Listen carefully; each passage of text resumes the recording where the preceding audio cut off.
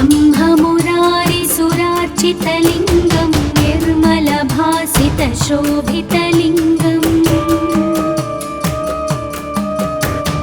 जन्मजदुःखविनाशकलिङ्गं तत्प्रणमामि सदा शिवलिङ्गम् देवमुनिप्रवरार्चितलिङ्गं कामदहनकरुणाकरलिङ्गम् रावणदर्पविनाशनलिङ्गं तत्प्रणमामि सदा शिवलिङ्गम् सर्वसुगन्धसुलेपितलिङ्गं बुद्धिविवर्धनकारणलिङ्गं सिद्धसुरासुरवन्दितलिङ्गं तत्प्रणमामि सदा शिवलिङ्गम् कनकमहामणिभूषितलिङ्गं फणिपतिवेष्टितशोभितलिङ्गम् दक्षसुयज्ञविनाशनलिङ्गं तत्प्रणमामि सदा शिवलिङ्गम् कुङ्कुमचन्दनलेपितलिङ्गं पङ्कजहारसुशोभितलिङ्गम् सञ्चितपापविनाशनलिङ्गं तत्प्रणमामि सदा शिवलिङ्गम्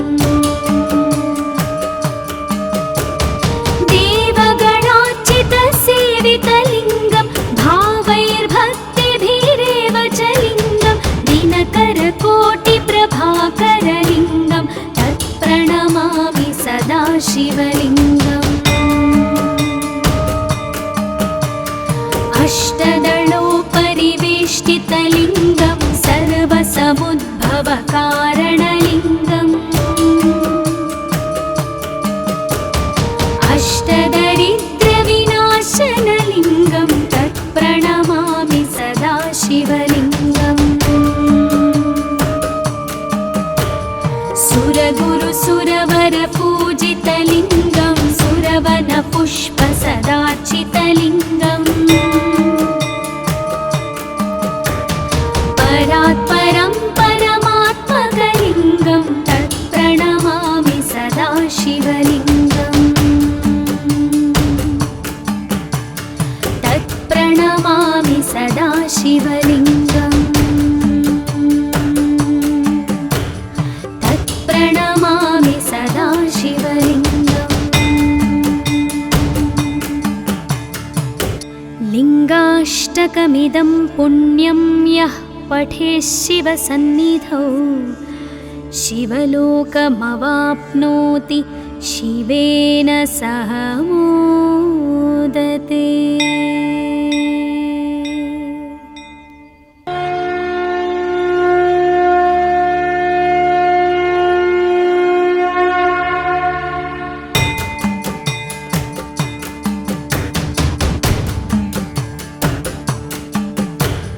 ब्रह्ममुरारिसुरार्चितलिङ्गं निर्मलभासितशोभितलिङ्गम्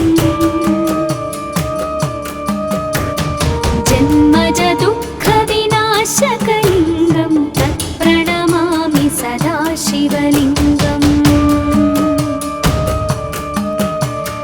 देवमुनिप्रवरार्चितलिङ्गं कामदहनकरुणाकरलिङ्गम् रावणदर्पविनाशनलिङ्गं तत्प्रणमामि सदा शिवलिङ्गम् सर्वसुगन्धसुलेपितलिङ्गं बुद्धिविवर्धनकारणलिङ्गं सिद्धसुरासुरवन्दितलिङ्गं तत्प्रणमामि सदा शिवलिङ्गम्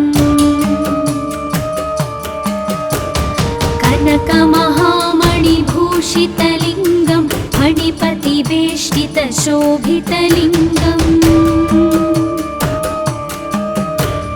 दक्षसुयज्ञविनाशनलिङ्गं तत्प्रणमामि सदा शिवलिङ्गम्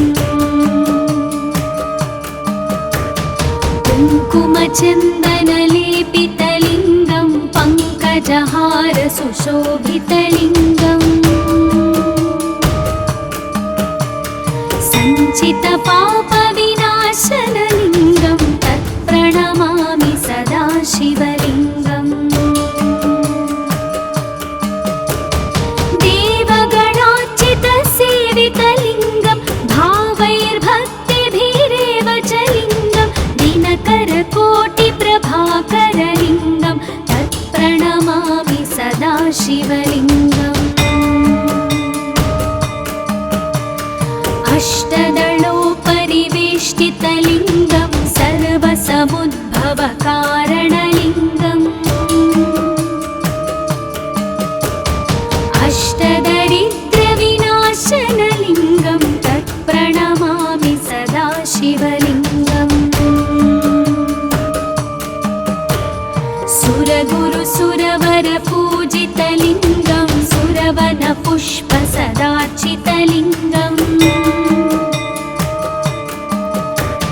परात्परं परमात्मकलिङ्गं तत्प्रणमामि सदा शिवलिङ्गम् तत्प्रणमामि सदा शिवलिङ्गम् तत्प्रणमामि सदा शिवलिङ्गम् लिङ्गाष्टकमिदं पुण्यं यः पठेत् शिवसन्निधौ शिवलोकमवाप्नोति शिवेन सह मोदते। ॐ नमः शिवाय।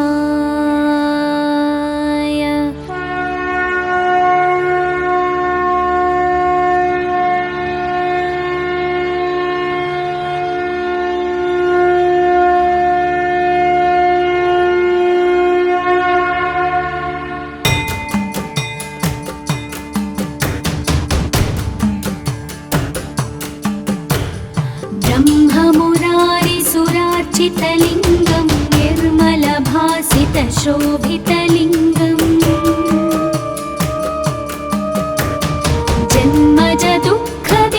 जन्मजदुःखविनाशकलिङ्गं तत्प्रणमामि सदा शिवलिङ्गम् देवमुनिप्रवरार्चितलिङ्गं कामदहनकरुणाकरलिङ्गम् रावणदर्पविनाशनलिङ्गं तत्प्रणमामि सदा शिवलिङ्गम् सर्वसुगन्धसुलेपितलिङ्गं बुद्धिविवर्धनकारणलिङ्गं सिद्धसुरासुरवन्दितलिङ्गं तत्प्रणमामि सदा शिवलिङ्गम् कनकमहामणिभूषितलिङ्गं फणिपतिवेष्टितशोभितलिङ्गम् दक्षसुयज्ञविनाशनलिङ्गं तत्प्रणमामि सदा शिवलिङ्गम्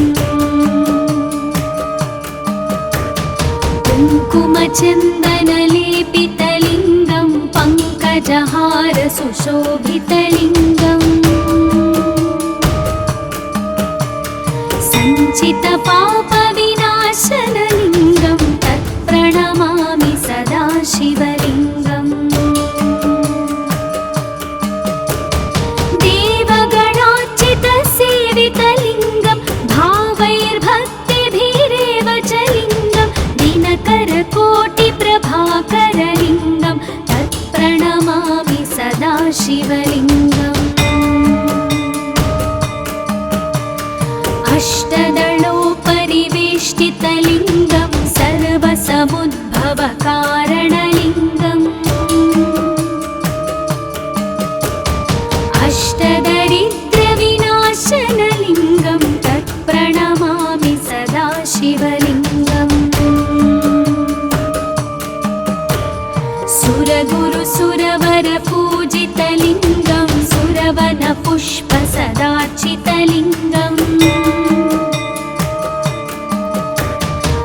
परात् परं परमात्मकलिङ्गं तत्प्रणमामि सदा शिवलिङ्गम् तत्प्रणमामि सदा शिवलिङ्गम्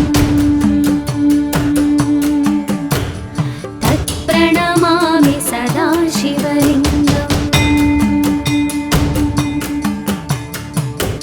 लिङ्गाष्टकमिदं पुण्यं यः पठेत् शिवसन्निधौ शिवलोकमवाप्नोति शिवेन सह मोदते। ॐ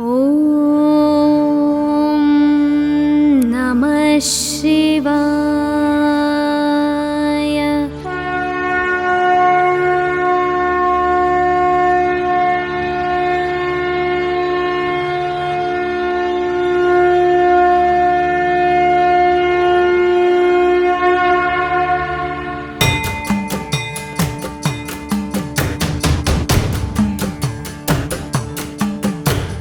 ब्रह्ममुरारिसुरार्चितलिङ्गं निर्मलभासितशोभितलिङ्गम् जन्मजदुःखविनाशकलिङ्गं तत्प्रणमामि सदा शिवलिङ्गम् देवमुनिप्रवरार्चितलिङ्गं कामदहनकरुणाकरलिङ्गम् रावणदर्पविनाशनलिङ्गं तत्प्रणमामि सदा शिवलिङ्गम् सर्वसुगन्धसुलेपितलिङ्गं बुद्धिविवर्धनकारणलिङ्गं सिद्धसुरासुरवन्दितलिङ्गं तत्प्रणमामि सदा शिवलिङ्गम् कनकमहामणिभूषितलिङ्गं फणिपतिवेष्टितशोभितलिङ्गम् दक्षसुयज्ञविनाशनलिङ्गं तत्प्रणमामि सदा शिवलिङ्गम् कुङ्कुमचन्दनलेपितलिङ्गं पङ्कजहारसुशोभितलिङ्गम् सञ्चितपापविनाशनलिङ्गं तत्प्रणमामि सदा शिवलिङ्गम् देवगणार्चितसेवितलिङ्गं भावैर्भक्तिभिरेव च लिङ्गं दिनकरकोटिप्रभाकरलिङ्गं तत्प्रणमामि सदा शिवलिङ्गम् अष्टदलोपरिवेष्टितलिङ्गं सर्वसमुद्भवकारणलिङ्गम् अष्टदरिद्रविनाशनलिङ्गं तत्प्रणमामि सदा शिवलिङ्गम् सुरगुरुसुरवरपूजितलिङ्गं सुरवनपुष्पसदार्चितलिङ्गम्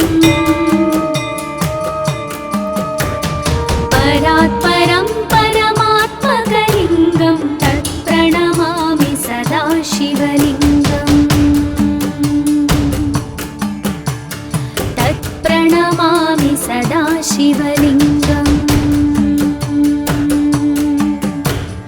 तत्प्रणमामि सदा शिवलिङ्गम् लिङ्गाष्टकमिदं पुण्यं यः पठेत् शिवसन्निधौ शिवलोकमवाप्नोति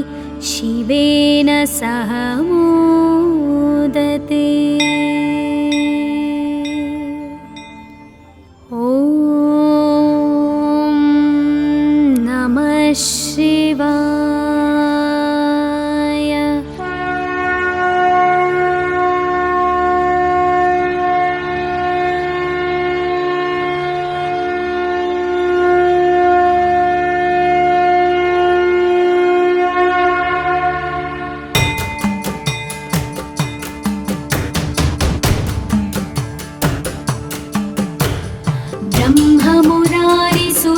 निर्मलभासितलिङ्गं निर्मलभासितशोभितलिङ्गम् जन्मजदुःखविनाशकलिङ्गं तत्प्रणमामि सदा शिवलिङ्गम् देवमुनिप्रवरार्चितलिङ्गं कामदहनकरुणाकरलिङ्गम् रावणदर्पविनाशनलिङ्गं तत्प्रणमामि सदा शिवलिङ्गम् सर्वसुगन्धसुलेपितलिङ्गं बुद्धिविवर्धनकारणलिङ्गं सिद्धसुरासुरवन्दितलिङ्गं तत्प्रणमामि सदा शिवलिङ्गम् कनकमहामणिभूषितलिङ्गं फणिपतिवेष्टितशोभितलिङ्गम् दक्षसुयज्ञविनाशनलिङ्गं तत्प्रणमामि सदा शिवलिङ्गम् कुङ्कुमचन्दनलेपितलिङ्गं पङ्कजहारसुशोभितलिङ्गम् सञ्चितपापविनाशनलिङ्गं तत्प्रणमामि सदा शिवलिङ्गम्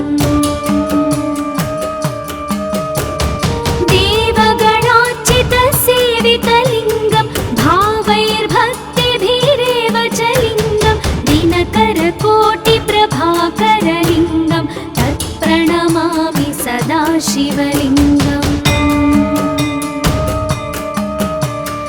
अष्टदलोपरिवेष्टितलिङ्गं सर्वसमुद्भवकारणलिङ्गम्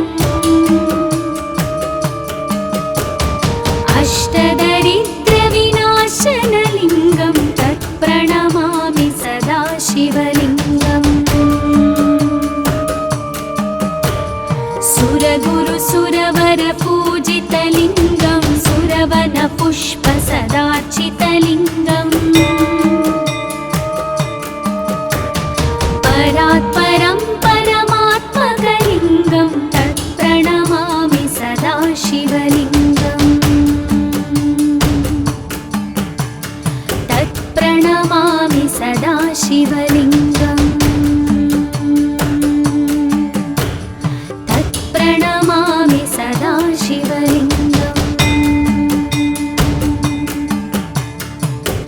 लिङ्गाष्टकमिदं पुण्यं यः पठेत् शिवसन्निधौ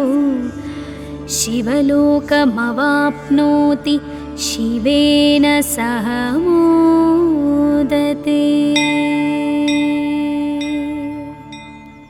ॐ नमः शिवाय।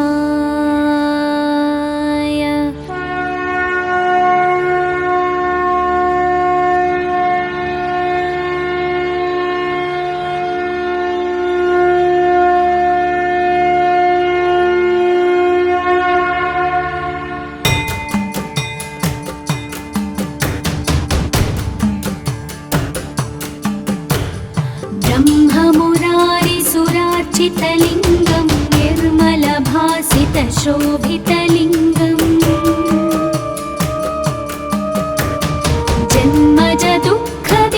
जन्मजदुःखविनाशकलिङ्गं तत्प्रणमामि सदा शिवलिङ्गम् देवमुनिप्रवरार्चितलिङ्गं कामदहनकरुणाकरलिङ्गम् रावणदर्पविनाशनलिङ्गं तत्प्रणमामि सदा शिवलिङ्गम् सर्वसुगन्धसुलेपितलिङ्गं बुद्धिविवर्धनकारणलिङ्गं सिद्धसुरासुरवन्दितलिङ्गं तत्प्रणमामि सदा शिवलिङ्गम् कनकमहामणिभूषितलिङ्गं फणिपतिवेष्टितशोभितलिङ्गम् दक्षसुयज्ञविनाशनलिङ्गं तत्प्रणमामि सदा शिवलिङ्गम् कुङ्कुमचन्दनलेपितलिङ्गं पङ्कजहारसुशोभितलिङ्गम् सञ्चितपापविनाशनलिङ्गं तत्प्रणमामि सदा शिवलिङ्गम् देवगणार्चितसेवितलिङ्गं भावैर्भक्तिभिरेव च लिङ्गं दिनकरकोटिप्रभाकरलिङ्गं तत्प्रणमामि सदा शिवलिङ्गम् अष्टदलोपरिवेष्टितलिङ्गं सर्वसमुद्भवकारणलिङ्गम् अष्टदरिद्रविनाशनलिङ्गं तत्प्रणमामि सदा शिवलिङ्गम् सुरगुरुसुरवरपूजितलिङ्गं सुरवनपुष्पसदार्चितलिङ्गम् परात्परं परमात्मकलिङ्गं तत्प्रणमामि सदा शिवलिङ्गम् तत्प्रणमामि सदा शिवलिङ्गम् तत्प्रणमामि सदा शिवलिङ्गम् लिङ्गाष्टकमिदं पुण्यं यः पठेत् शिवसन्निधौ शिवलोकमवाप्नोति शिवेन सह मोदते। ॐ नमः शिवाय।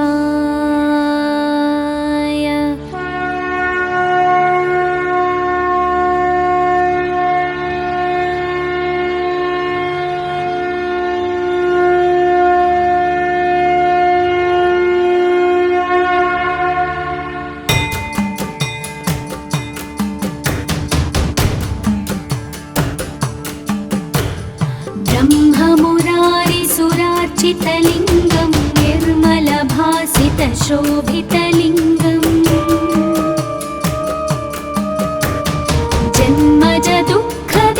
जन्मजदुःखविनाशकलिङ्गं तत्प्रणमामि सदा शिवलिङ्गम् देवमुनिप्रवरार्चितलिङ्गं कामदहनकरुणाकरलिङ्गम् रावणदर्पविनाशनलिङ्गं तत्प्रणमामि सदा शिवलिङ्गम् सर्वसुगन्धसुलेपितलिङ्गं बुद्धिविवर्धनकारणलिङ्गं सिद्धसुरासुरवन्दितलिङ्गं तत्प्रणमामि सदा शिवलिङ्गम् कनकमहामणिभूषितलिङ्गं फणिपतिवेष्टितशोभितलिङ्गम् दक्षसुयज्ञविनाशनलिङ्गं तत्प्रणमामि सदा शिवलिङ्गम् कुङ्कुमचन्दनलेपितलिङ्गं पङ्कजहारसुशोभितलिङ्गम् सञ्चितपापविनाशनलिङ्गं तत्प्रणमामि सदा शिवलिङ्गम् देवगणार्चितसेवितलिङ्गं भावैर्भक्तिभिरेव च लिङ्गं दिनकरकोटिप्रभाकरलिङ्गं तत्प्रणमामि सदा शिवलिङ्गम्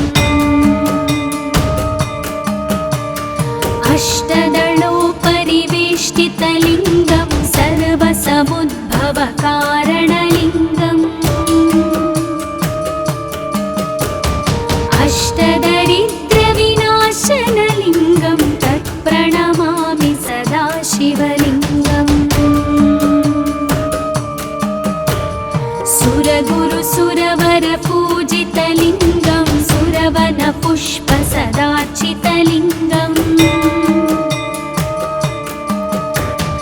परात् परं परमात्मकलिङ्गं तत्प्रणमामि सदा शिवलिङ्गम् तत्प्रणमामि सदा शिवलिङ्गम्